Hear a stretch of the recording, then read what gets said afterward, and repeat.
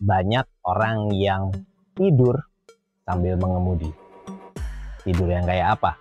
Kali ini kita akan membahas tentang microsleep. Bersama saya, Agung Yuniharto, Your Safety Buddy.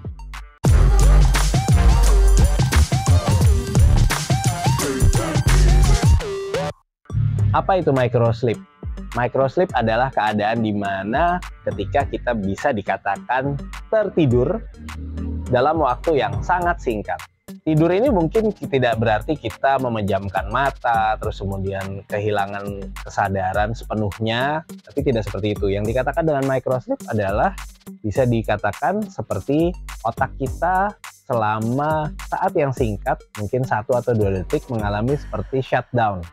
Shutdown artinya mungkin kita melek, mungkin kita tetap melihat ke depan, tapi konsentrasi kita sudah benar-benar hilang. Microsleep ini bisa terjadi ketika kita, pertama sudah pasti karena kelelahan. Yang kedua juga bisa karena kita berada di situasi yang monoton dan terfokus hanya pada satu titik secara terus-menerus. Satu titik ini seperti apa? Ketika kita mengemudi, kadang-kadang orang terutama di jalan yang lurus dan sepi, fokus melihat ke depan ke satu titik, kemudian blank. Ketika kita mengemudi, memang kita harus fokus, tapi bukan berarti kita melihat ke satu arah, ke titik ke depan terus tanpa memindahkan pandangan kita. Dan kita melihat dengan kosong. Ketika kita melihat dengan pandangan kosong, itulah terjadi microsleep. Mungkin bahasa sederhana yang sering kita dengar adalah bengong. Bengong kalau lagi duduk atau lagi tidur-tiduran nggak masalah. Tidak akan ada yang menabrak atau yang Anda tabrak. Tapi ketika Anda blank selama 1 detik saja, ketika Anda misalnya sedang bergerak dengan kecepatan 100 km per jam, kita sudah bergerak sejauh 27,8 meter. Misalnya ada orang yang menyeberang, kita tidak melihat. Atau yang lebih mengerikan, misalnya kita di jalan 2 arah yang sepi, kita berpindah jalur tanpa sadar ke jalur yang berlawanan, sehingga bisa menimbulkan kecelakaan yang sangat mengerikan. Bagaimana cara mencegahnya? Ya tentu saja yang pertama adalah bagaimana persiapan kita ketika akan mengemudi.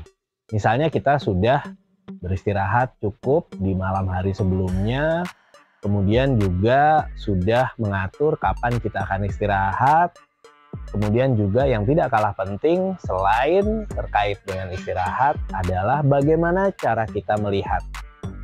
Ketika kita melihat tidak hanya fokus ke satu titik. Untuk detailnya, smart drivers bisa melihat di video mengenai metode SEE atau Search, Evaluate, Execute. Dalam metode SEE kita akan belajar bagaimana cara melihat ketika mengemudi.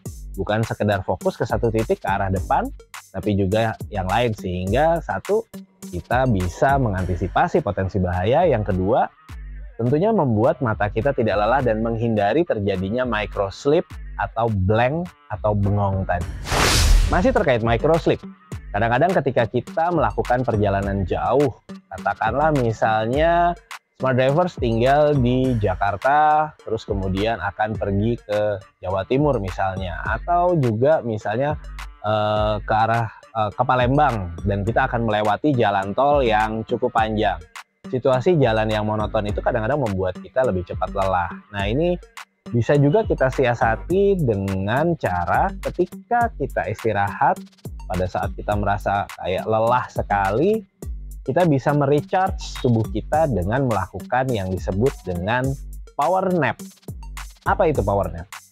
Power nap adalah bisa dikatakan tidur dalam waktu yang singkat, tapi bisa membuat badan kita lebih segar, kewaspadaan kita menjadi lebih tinggi, sehingga kita bisa meneruskan perjalanan mengemudi dengan lebih aman. Apa itu power nap? Power nap itu kita tidur dengan singkat. Berapa lama? Kurang lebih 15 menit, maksimal 20 menit kita tidur. Dengan 15-20 menit, kita bisa membuat badan kita menjadi lebih fresh, lebih segar, dan kita bisa melanjutkan perjalanan. Dengan satu catatan, ini hanya dilakukan di siang hari. Power nap tidak menggantikan istirahat atau tidur kita ketika malam hari.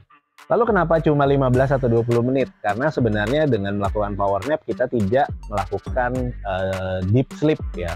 Artinya kita tidur hanya, mungkin kalau bahasa awamnya tidur-tidur ayam lah.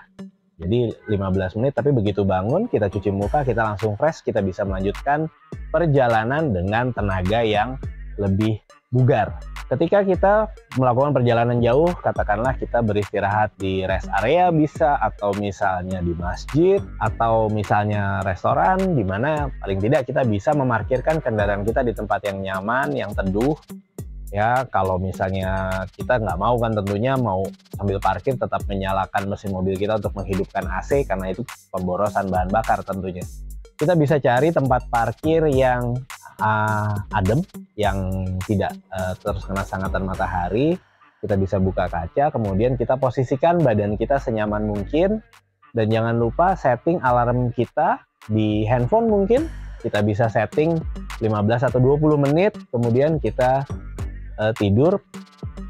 Usahakan tidak mendapat banyak gangguan, misalnya kita membawa anak, biarkan mereka bermain-main dulu dengan penumpang kita yang lain di luar, jadi kita benar-benar tenang, kita bisa tidur.